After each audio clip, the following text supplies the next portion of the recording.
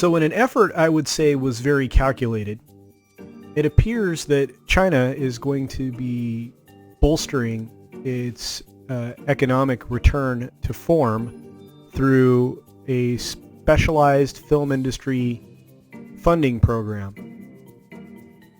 Do you think the United States will do the same? Ladies and gentlemen, hiss and foes, welcome to the Culture Casino!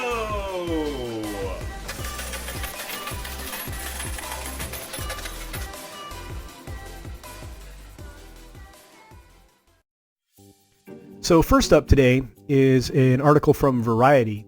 It is titled, Beijing opens up funding to cinemas hit by the thing we're not allowed to say. Beer bug, whatever. The story goes on to say the Beijing Municipal Film Bureau has opened up applications for a first round of specialized film industry development funding to support local cinemas affected by the beer bug.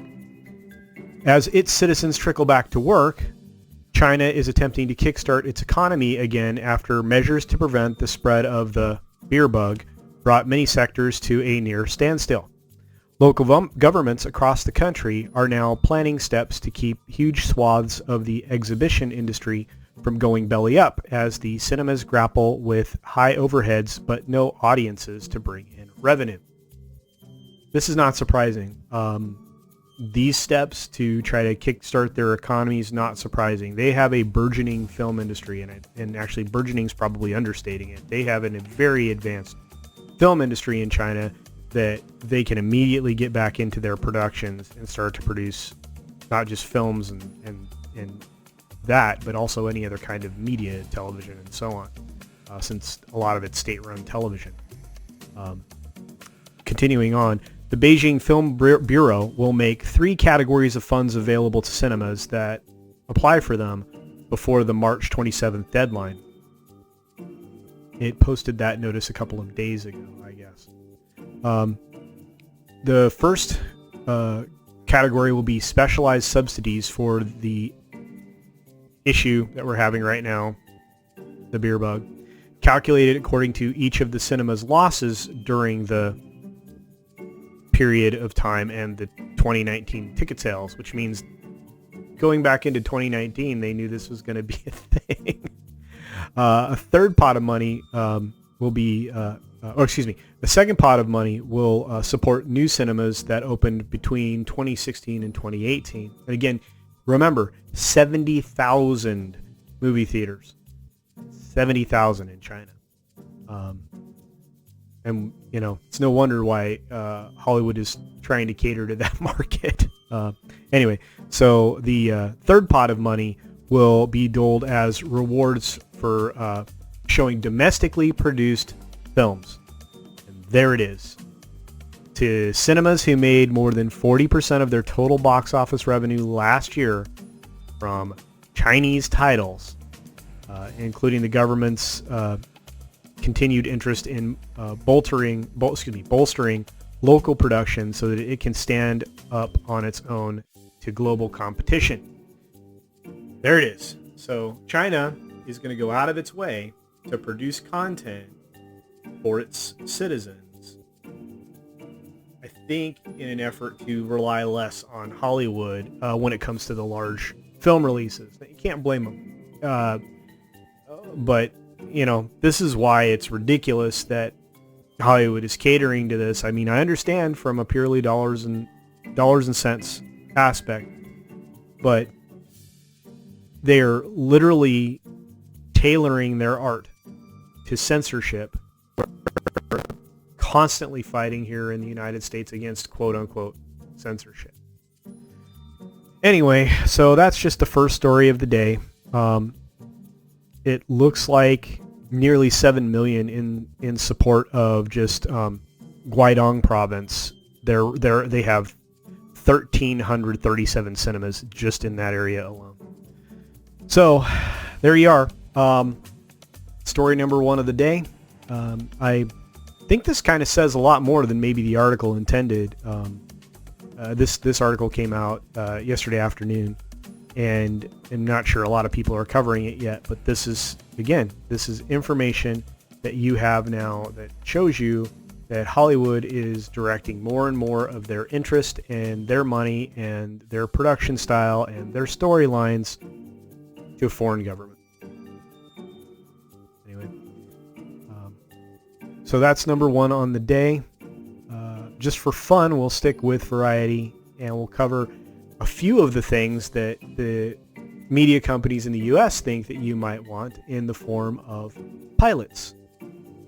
So if you want to go through this list of pilots real quick with me, we can talk about the CBS drama. They are rebooting The Equalizer. That is actually going to be put together with Universal Television. And it's the reimagining, again, reboot, of the classic series in which Queen Latifah portrays an enigmatic figure who uses her extensive skills to help those with nowhere else to turn. Queen Latifah is a great actress. I'm not sure this vehicle is going to be right for her. Substantial change in the way that show will be made for sure. Anyway, they picked up that pilot, so I assume when they're shooting again, or perhaps this is already done, but this is a list. I'm reading from a list of all the pilots that are either picked up or have a series pickup, or they're shooting. So let's see. They're making a political drama at CBS called Ways and Means. It describes a powerful congressional leader who has lost faith in politics and finds himself working secretly with an idealistic young congresswoman from the opposing party to subvert the hopelessly gridlocked system he helped create. Together, they're going to attempt to save American politics. Hey, a woman made me change. I'm so much better. Yay.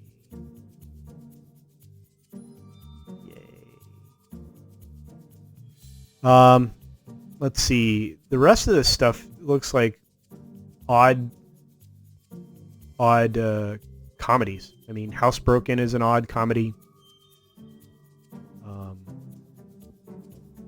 Call Me Cat is a half-hour multi-camera. Featuring Mayim Bialik. As a 39-year-old young woman who struggles every day against society and her mother to prove that you cannot have everything you cannot have everything that you want and still be happy.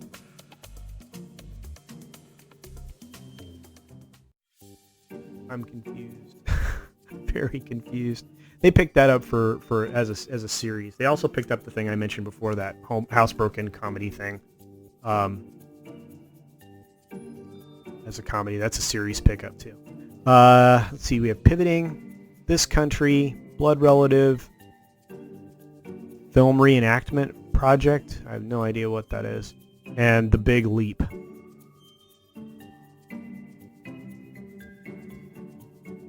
That's weird. All right, and then let's see, what are the other sets of pilots on the horizon, because there's more. Oh, Superman and Lois at CW got a series pickup. It's totally not surprising. Walker, we've talked about here before. Walker, Texas Ranger. They're just calling it Walker with a weird reboot. And sorry, my allergies are going crazy. I do not have the thing. So, Anaconda, Green Arrow, and the Canaries pilot pickup in this potential new Arrowverse series based on characters from DC. The year 2040 in Star City, and Mia Queen has everything she could have ever wanted. That is not a very helpful description. Kung Fu, we've talked about here before. That's going to be a mess. Oh, Maverick, here we go. In present-day America that finds itself under authoritarian rule, timely, the presidential daughter, something, raised to believe her father is moral and reverent, has her worldview rocked on her first day at Georgetown. Fantastic. Holy political garbage. And The Lost Boys, that's going to be a train wreck. A lot of other channels have already covered that. What a mess. They're taking a decent movie about a great story and turning it into a hot mess. And then The Republic of Sarah. These are all CW shows, so none of these should surprise anybody that they're lower tier. Faced with the destruction of her town at the hands of hands of a greedy mining company, rebellious high school teacher Sarah Cooper utilizes an obscure cartographical loophole to declare independence. Interesting. Well, anyway, that's the list of the slate of the pilots that have been picked up or are in production at these studios once they get back to work. Not a lot to look forward to. Media's just getting to be a mess. None of these companies are producing good content, and they're trying to compete with all the streamers, and they're just failing miserably. Anyway, that's it for the things I wanted to cover in this one real quick. I don't know what to say about the China thing. It's just frustrating because our large production companies are still going to cater to this market, which means we're going to continue to get lower tier quality from them. Anyway, have a super day. Glad you could spend some time here. Don't forget to like, subscribe, hit the bell thingy, and remember at Culture Casino, when the house wins, we all win. Have a great day.